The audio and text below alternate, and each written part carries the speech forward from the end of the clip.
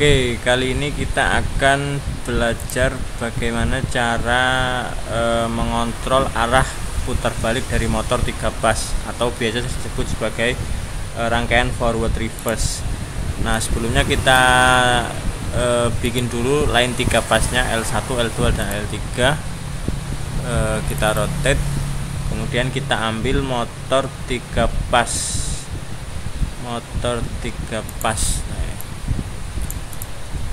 Kemudian kita sambung seperti ini. Nah, ketika kita play, itu motor akan berputar ke kiri atau berlawanan arah jarum jam. Nah, bagaimana caranya supaya si motor ini dia berputarnya searah jarum jam? Nah, caranya adalah tinggal kita balik saja dua fase ini. Ini kita hapus. Nah, tadi semula kan L2 itu disambung ke V1, kemudian L3 disambung ke W1. Nah, untuk membalik arah putarnya itu kita harus menyilangkan ini. Jadi yang semula L2 itu nyambung V1, itu nanti L2 harus nyambung ke W1. Sedangkan untuk L3 itu harus disambungkan dengan V1. Nah, jadi disilang seperti ini. Kemudian kita coba play lagi. Nah, tadi kan awalnya motor itu berputar ke kiri atau berlawan arah jarum jam. Nah, sekarang setelah kita silangkan jalurnya, itu ternyata motornya dia berputar ke kanan atau searah jarum jam.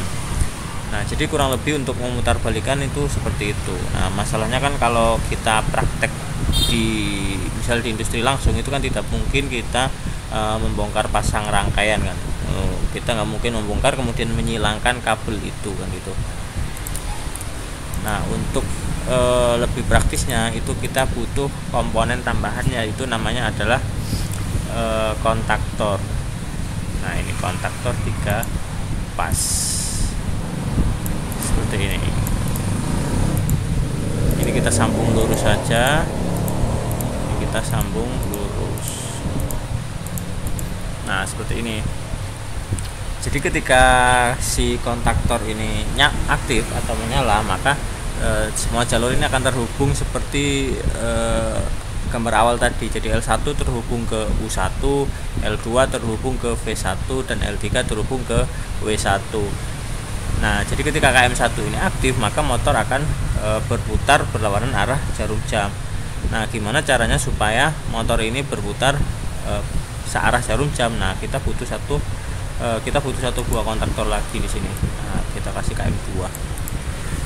Nah, kemudian untuk wiringnya ini tinggal kita luruskan saja, L1 ke 1, L2 ke 3, L3 ke 5. Nah, lurus saja jalurnya. Ini kita rapikan biar enak.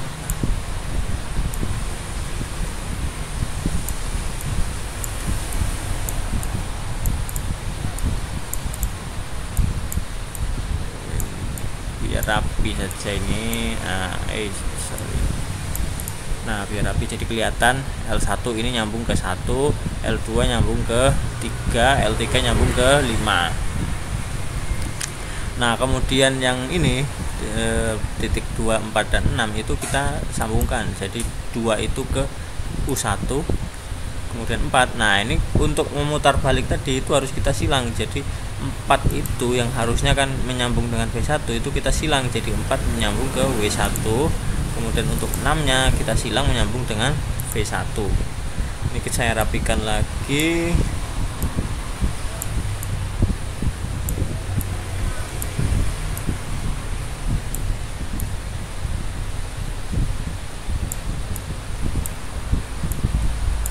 Nah, jadi posisinya tersilang gini. Sehingga apa yang akan terjadi? Jadi ketika K1 atau KM1 ini aktif, maka jalurnya akan L1 terhubung dengan U1, L2 terhubung dengan V1, L3 terhubung dengan W1. Nah, maka motor akan berputar berlawanan arah dengan jarum jam. Nah, sebaliknya ketika KM2 aktif, maka L1 ini akan terhubung dengan U1, L2 akan terhubung dengan W1. Kita urut jalurnya. Nah, di sini kelihatan L2 itu nanti akan terhubung dengan W1 gitu. Kemudian untuk L3 nya ini kalau kita urut, dia akan menyambung ke V1 gitu. Jadi sehingga ketika si KM2 ini aktif, maka motor akan berputar searah dengan jarum jam. Nah, kurang lebih untuk rangkaian ini biasanya disebut sebagai rangkaian daya. Nah, untuk mengaktifkan KM1 dan KM2 itu kita perlu rangkaian pengontrolnya. Jadi kita butuh sebuah rangkaian pengontrol. Nah, pertama kita butuh untuk mengaktifkan si KM1. Jadi kita butuh sebuah push button NO. Nah, kemudian untuk mengaktifkan KM2 kita butuh push button S2.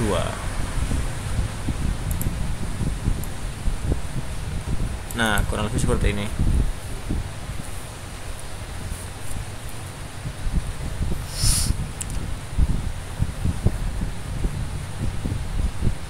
Kemudian kita kasih fase di sini L1, kita rotasi. Nah, jadi ini terhubung ke S1.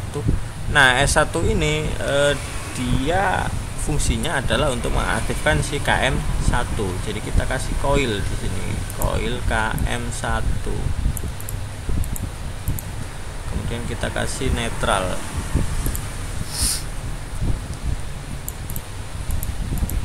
Nah, coba kita simulasi. Jadi ketika S1 saya tekan, maka coil KM1 ini aktif dan mengaktifkan kontak NO yang di sebelah sini. Jadi motor akan berputar berlawanan arah jarum jam.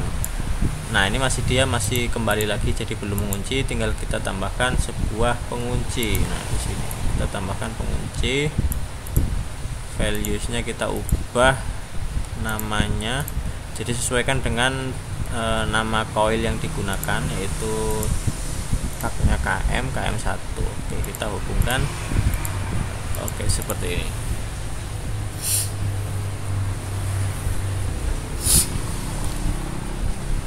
Kemudian untuk S2 nya itu dia akan mengaktifkan si KM2.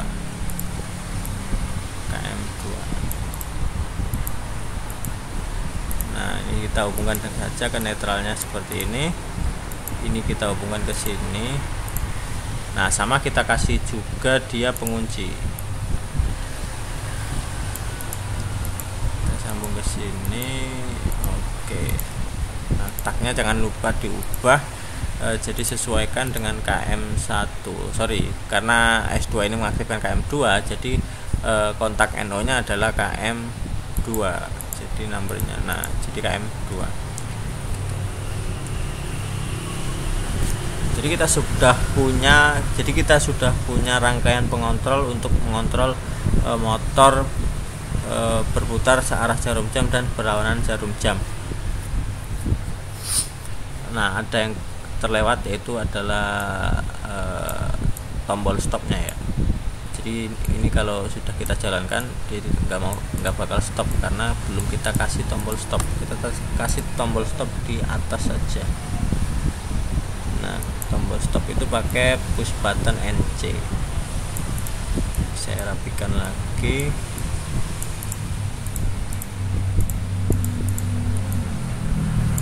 Nah, ini kita punya tombol stop di sini. Coba kita play.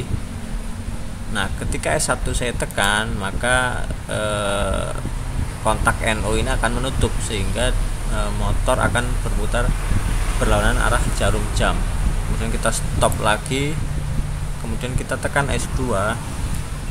Nah, ganti kontak NO yang KM2 akan menutup sehingga motor akan berputar searah jarum jam.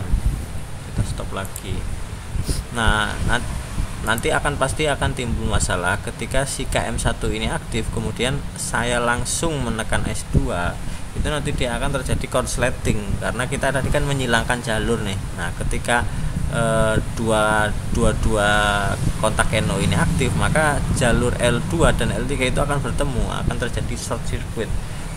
Nah, jadi kalau ini saya tekan nanti pasti akan konslet. Nah, ini tidak akan saya simulasikan konslet ya nanti, soalnya kalau saya simulasikan konslet nanti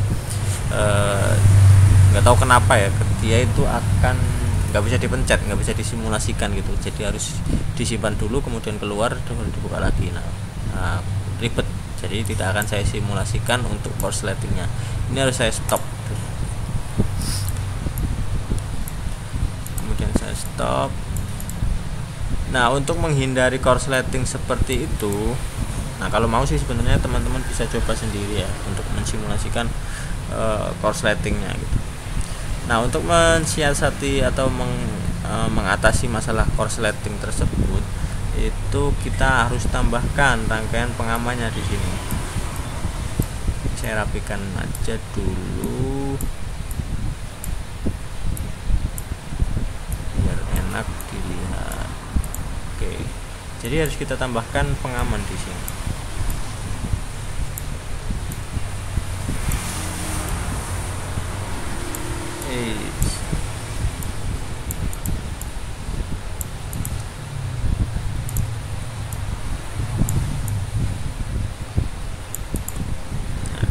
Ini kita hapus, ini juga kita hapus. Nah, kita tambahkan kontak NC sebagai pengaman. Saya turunin lagi.